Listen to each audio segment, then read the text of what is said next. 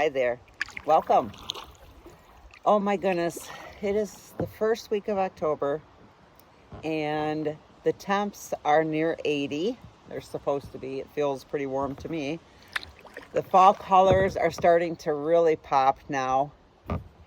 And I really needed some nature therapy today. I need it every day. But today I was really especially had a heavy heart today. And because the temperatures are so nice today, I decided to go to the river. If you've been following along with me, you've probably realized I go to the river a lot.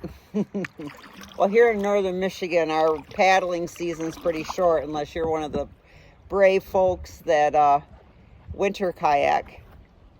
And although it sounds so appealing to me and it is on my bucket list, I just don't have the right equipment right now to do that. I will paddle into November. But anyway, so given the choice, I paddle. Next week, our weather forecast calls that we are going to switch into typical northern Michigan fall weather. Rainy, in the 50s, overnight lows into the 30s. So I thought, hey, today's supposed to be in the mid to upper 70s, dry. So I'm going to the river for my choice of nature therapy. Nature therapy.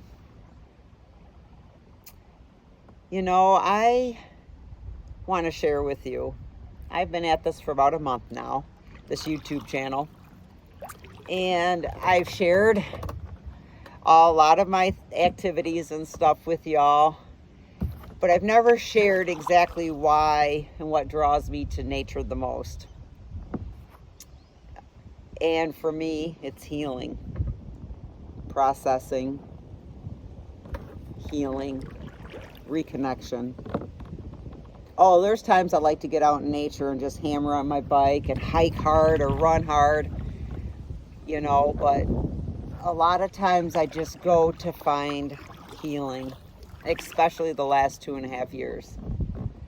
2.5 years ago, I lost my oldest son, my firstborn. And I have found more healing for my grief in nature than anywhere else. I've gone to grief counseling. I have close friends that have been at my side. But there's something about going into nature. I read it in a poem once that you go to nature and you can be just free, be raw, because nature holds no judgment. And that's true. I have found that when I've come out with such a heavy heart, I'll come out to the river, to the trail, and I'll talk with my son, I'll talk with God, and then I'll scream and I'll cry, and maybe I'll laugh when a funny memory comes up, and I'll cry some more. And I feel so at peace doing so when I'm out here. I don't have to fear ridicule. I don't have to fear holding back so I don't freak anyone else out. Because grief, when you lose a child, is probably the strongest grief on earth. And sometimes all that grief, it doesn't have anywhere to go, it feels like. But when I come out here in nature, I can just release it. And I feel nature give back to me. I can feel it in the trees above me in the wind. I can feel it in this water under my boat, gently trickling, splashing. I can hear it in the bird song. I can smell it. Today smells like fall. But I come out and the healing I receive being out in nature is so powerful. It's as intense as the grief. And maybe that's why I long for it, because nothing else compares to the grief that I feel. But when I come out here, nature's just so raw and intense and beautiful and perfect. And I just can come out and release some of it and just absorb the beauty, the peace, everything nature has. So today, my paddle, I'd like to dedicate it to you if you have a grieving heart.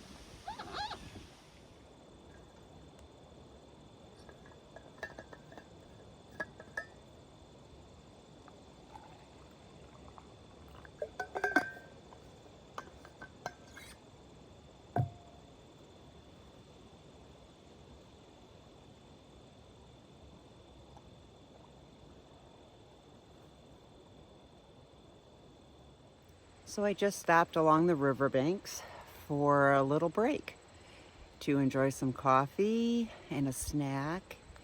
And I thought I'd show you a little bit of where I've stopped.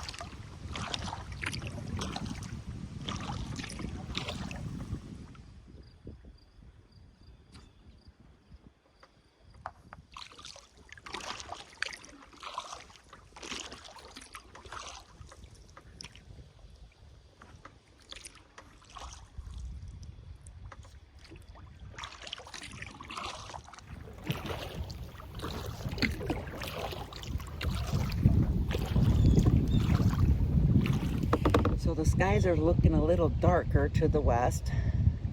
There was a 20% chance of rain moving in later today. And yeah, about now. I did bring my spray skirt and my rain jacket, so I'm all set there. But I have probably another 11 miles to go. I'm averaging just over 4 miles an hour, so I just have a couple more hours on the river. So hopefully I'll get off before any storm system or rain system moves in. But if not, I'm prepared. Just thought I'd check in. Isn't it beautiful? I'm trying to capture all the peacefulness and all the sounds and noises of the river. I hope you are enjoying it.